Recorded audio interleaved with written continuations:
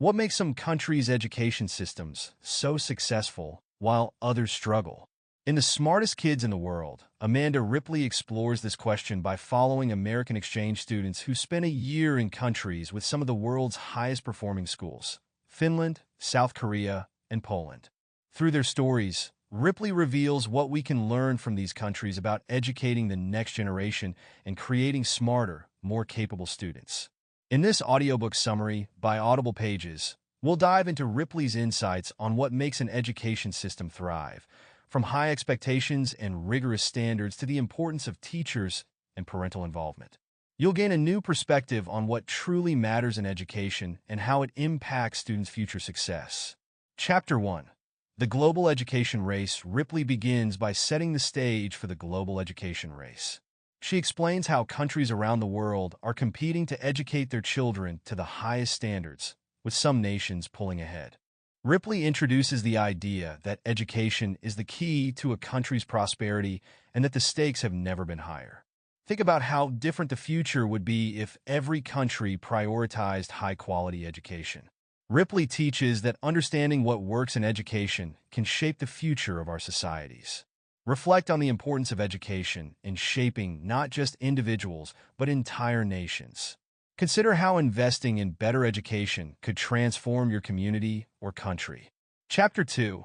Kim's story in South Korea. Ripley follows Kim, an American exchange student, as she navigates South Korea's high-pressure education system. South Korea is known for its rigorous academics and long hours of studying, and Ripley describes how this culture of discipline and hard work produces high-achieving students. However, she also highlights the drawbacks, such as stress and a lack of creativity. Consider how disciplined and driven you'd be if you were in a system like South Korea's. Ripley teaches that while discipline is important, there's a balance between hard work and overall well-being. Discipline and focus can lead to high achievement, but it's important to balance academics with personal well-being. If you're pursuing a goal, be mindful of avoiding burnout. Chapter 3. Eric's experience in Finland. In contrast, Ripley follows Eric in Finland, where the education system is built on trust and student autonomy. Finnish schools are known for shorter school days, less homework, and a strong emphasis on teacher quality. Ripley explains how Finland's system produces some of the world's smartest kids without the high stress seen in other countries. Think about how different learning would feel in a system that values balance and autonomy. Ripley teaches that quality education doesn't have to come at the expense of students' well-being. Trust and independence can be powerful tools for learning. Whether you're a student or a professional, seek ways to balance structure with freedom to maximize creativity and productivity. Chapter 4. Tom's adventure in Poland. Ripley then explores Tom's experience in Poland, a country that has rapidly improved its education system in recent years. Poland's transformation involved raising academic standards and ensuring that all students received a strong foundation, regardless of their socioeconomic background. Ripley emphasizes that high expectations and rigorous curricula can drive significant progress. Consider how transformative it would be if every country set high expectations for all students.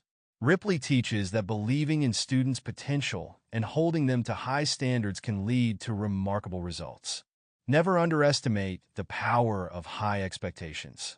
Whether you're a teacher, parent, or mentor, challenge those you guide to reach their full potential while providing the support they need to succeed. Chapter 5. The role of teachers. Ripley discusses the crucial role of teachers in education. In top-performing countries, teaching is a respected profession, and teachers receive extensive training. Ripley highlights the importance of having passionate, well-trained educators who can inspire and challenge students. She contrasts this with the lower status and inadequate training often seen in other countries. Think about how much more engaged and motivated students would be if all teachers were highly respected and well-prepared. Ripley teaches that investing in teachers is one of the best ways to improve education. If you're in a position to support teachers, advocate for better training and higher standards. If you're an educator, continue to invest in your own development to better inspire your students. Chapter 6. Parental involvement. This chapter explores the impact of parental involvement on student success. Ripley explains that in high-performing countries, parents focus on supporting learning at home rather than micromanaging schoolwork. She emphasizes the importance of creating a culture that values education and lifelong learning. Consider how powerful it would be if every parent actively supported their child's education. Ripley teaches that creating a learning-rich environment at home can make a big difference in academic outcomes. Parents can support their children's education by fostering a love of learning and encouraging curiosity. Simple actions, like reading together or discussing current events, can have a lasting impact. Chapter 7. What really matters in the final chapter. Ripley reflects on what truly matters in education. She concludes that successful education systems share key traits: high standards, trust in educators, and a culture that values learning.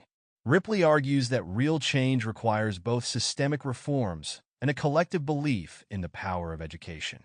Think about how transformative it would be if we all committed to improving education for future generations. Ripley teaches that change is possible if we focus on what really matters. Identify one way you can contribute to improving education in your community, whether it's volunteering, supporting teachers, or advocating for better policies. Practical advice and wrap up. Amanda Ripley's The Smartest Kids in the World challenges us to rethink how we approach education. By learning from the successes and failures of different systems, we can create environments where students thrive academically and personally. Remember, education isn't just about grades. It's about preparing young people for a complex and ever-changing world. Start today by taking one small action to support education. Whether it's mentoring a student, advocating for policy changes, or simply spreading awareness, your efforts can contribute to a brighter future.